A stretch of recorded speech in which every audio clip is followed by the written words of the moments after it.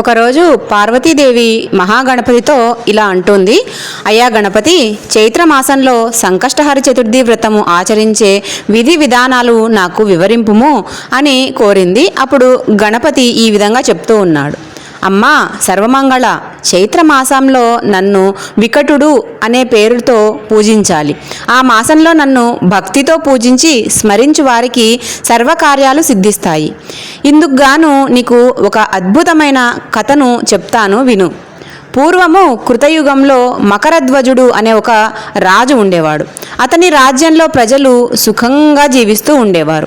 అతడు మమాదాత ధర్మాత్ముడు అయినను గాని అతనికి సంతానమే లేదు. యజ్ఞవల్క మహర్షి అనుగ్రహం చేత కొంతకాలానికి అతను ఒక కుమారుడు కలిగినాడు. రాజు రాజ్యభారం అంతా కూడా మంత్రికి అప్పగించేసి తన కుమారునికి రాజ్యపాలనా విధానాలన్నీ కూడా నేర్పించడానికి నిమగ్నుడైపోయాడు. ఆ మంత్రికి గుణవతి, శీలవతి, ధార్మిక చిత్తము అగునక ఒక కోడలు ఉంది. ఈమె ప్రతి చైత్రమాసంలో కృష్ణ చతుర్దశి నాడు గణపతిని భక్తి శ్రద్ధలతో పూజిస్తూ ఉండేది.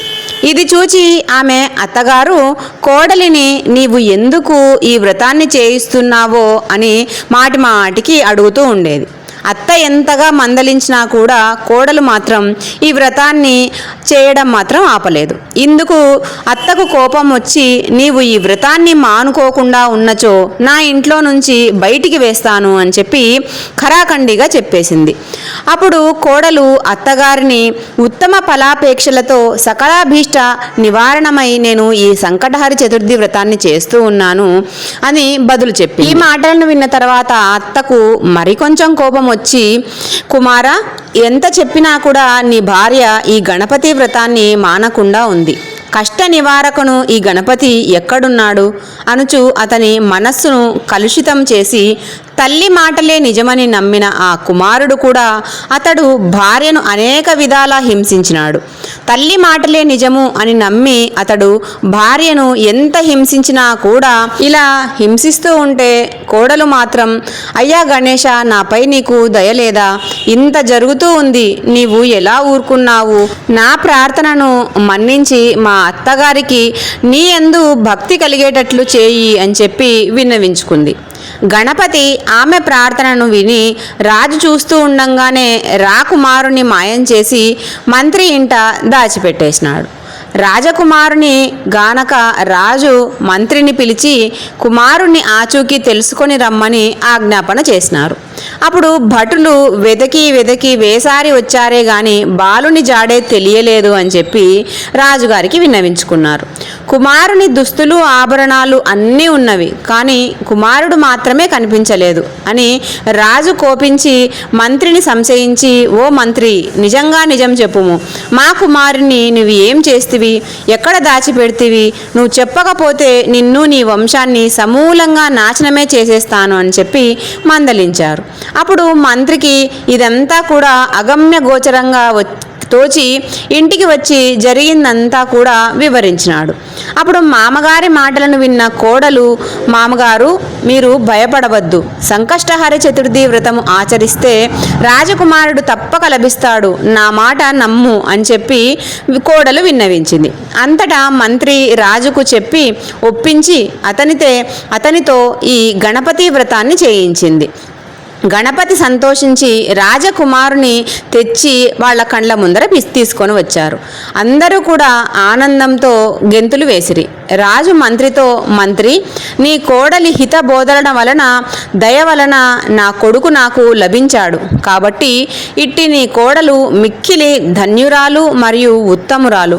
ఈమె వలన మీరు ధన్యులు అని ఆమెను పరిపరి విధాల ప్రశంసించి వారికి కృతజ్ఞతలను కూడా తెలిపెను.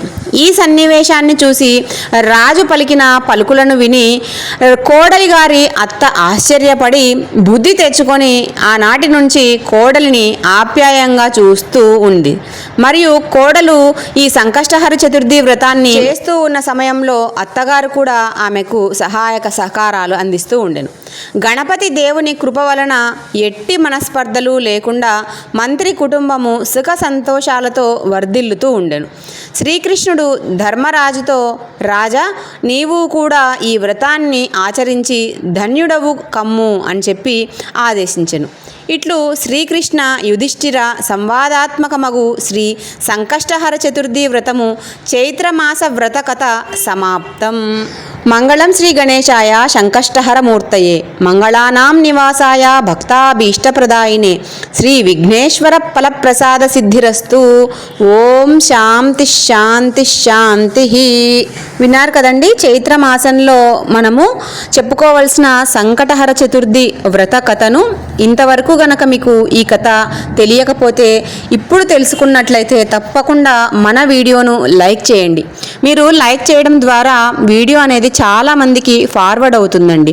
అలా ఫార్వర్డ్ అయితే మనకు చాలామంది ఈ కథ తెలుసుకోగలుగుతారు కదా, దానికి మీరు సహాయం చేసిన వారు అవుతారు. వీడియో నచ్చితే మాత్రం లైక్ చేయండి. ఇలాంటి మరిన్ని వీడియోలు ప్రతిరోజు మీరు చూడాలి అనుకుంటే ఛానల్ని సబ్స్క్రైబ్ చేసుకొని పక్కనే ఉన్న బెల్ ఐకాన్ని ప్రెస్ చేశారంటే మేము వీడియోస్ పోస్ట్ చేయగానే మీకు వెంటనే నోటిఫికేషన్ వస్తుంది పైన, వెంటనే మీరు వీడియోలను అయితే చూడొచ్చండి. ఇదివరకే సంకటహర చతుర్థి వ్రత కథలను చాలానే ఉన్నాయండి మన ఛానల్లో. ఒక్కసారి ఛానల్లోకి వెళ్ళి చెక్అవుట్ చేసేయండి. మరొక మంచి వీడియోతో రేపు తిరిగి మీ ముందుంటాము.